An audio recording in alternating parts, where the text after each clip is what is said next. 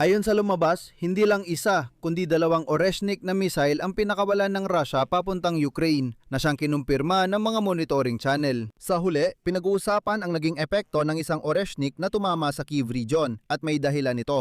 Ang pangalawang Oreshnik na missile na pinakawalan papuntang Ukraine noong gabi ng Mayo 24 ay naligaw ng landas at tumama sa okupadong bahagi ng Donetsk region kung saan nakabase ang mga tropang Ruso.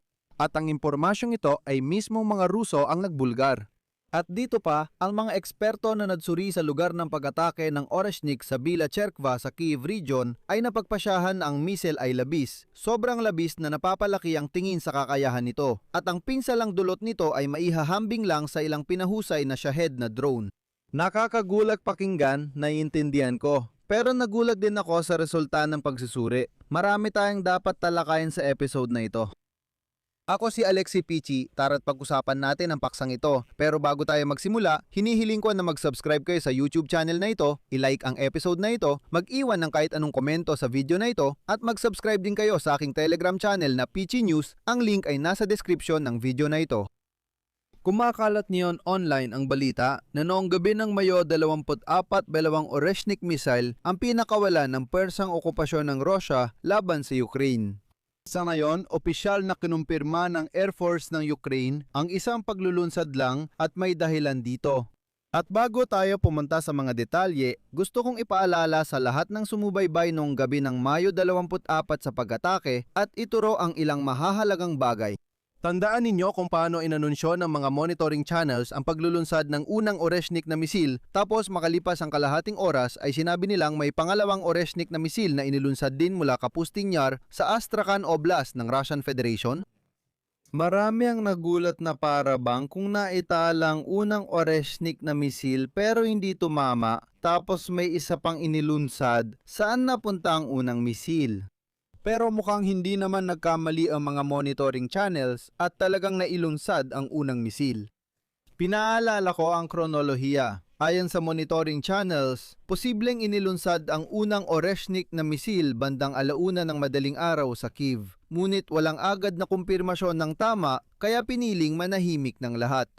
Ang ikalawang Oreshnik na misil ay inilunsad makalipas ang 30 minuto mula sa una at halos 2 araw ang lumipas bago inilabas ng mga Ruso ang video ng mismong pag-atake ng Oreshnik. Heto ang video na yon.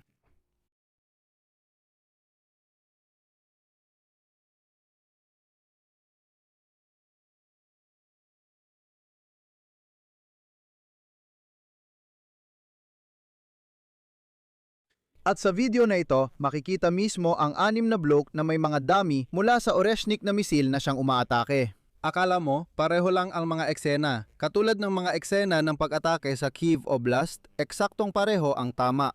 Pero nang sinimulang ikumpara ng mga OSINT analyst ang mga eksena sa aktwal na lugar para malaman kung anong anggulo kinunan ang video na ito, kung saan ito, biglang naging malinaw na ang video na ito ay hindi mula sa Kyiv at hindi rin mula sa Kyiv Oblast. Ang video na ito lumabas na kinunan nito noong gabing yon sa Donetsk Oblast at particular pa sa mga okupadong teritoryo ng nasabing lugar. Lumabas na sa mga eksena ng pagbubukas ng mga warhead ng unang raketang Oreshnik, malinaw na makikita ang hindi pa tapos na Rose Park Mall sa Donetsk. Sa video, makikita ang kamera ay nakatutok sa hilagang-hilagang kanluran papunta sa Avdiivka, Kramatorsk, Slavyansk, Izium, Volchansk at hanggang Belgorod.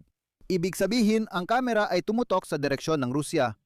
Hindi pa matukoy kung saan eksaktong tumama ang bala, pero pansamantala lang ito dahil, gaya ng nakikita, malinaw na itong natukoy. At naging malinaw na ang unang raketang Oreshnik ay basta na lang naligaw ng landas at tumama sa sinakop na teritoryo kung saan naroroon mismo ang mga tropang Ruso.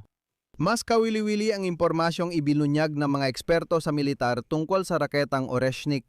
Ayon sa paglalarawan ng propagandang Ruso, ang raketang Oreshnik na may kinetic na warhead ay may napakalakas na puwersa ng pagsira at tinatamaan nito ang mga target sa ilalim ng lupa at mga bunker gamit ang mga tungsten rod. Pero ang pagsusuri sa ikatlong lugar ng pagbagsak ng raketa at mga bahagi nito ay may ibang sinasabi. Pinag-aralan na ng mga espesyalista ang lugar na tinamaan ng mga blok ng katamtamang layong balistikong misil na Oreshnik sa Belaya Cherkov noong Mayo 24 ng gabi. Naimbestigahan na noon ang mga lugar ng pagbagsak ng mga blok sa Dnipro at Lviv. At ang buong punto dito ay, pagkatapos ng ikatlong paggamit ng Oreshnik, pati na ang mga mamamayan ng Russian Federation ay nagsimulang magduda sa propaganda ng Kremlin tungkol sa pagiging walang kapantay ng sandatang ito.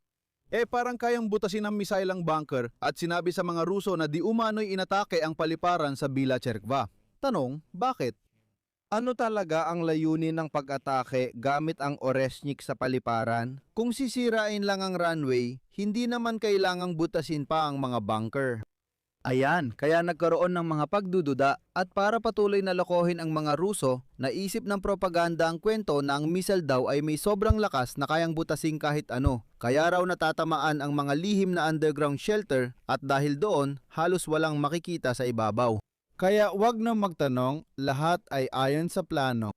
At ayon sa espesyal na pahayagan na Defense Express, ang laki ng hukay mula sa tama ng isang blok ng Oreshnik sa karaniwang lupa ay umabot lang ng hanggang 3 metro ang lapad at hanggang 2 metro ang lalim. Ayan ang resulta ng pagbutas. Ang sukat ng hukay ay nagbibigay daan para tantiyahin ang enerhiya ng tama na naging dahilan ng pagkakabuo nito.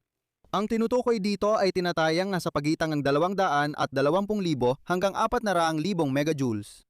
Ganyang kalaking enerhiya. Ang banggaan ay halos katumbas ng pagsabog ng 5,275 kilo ng TNT.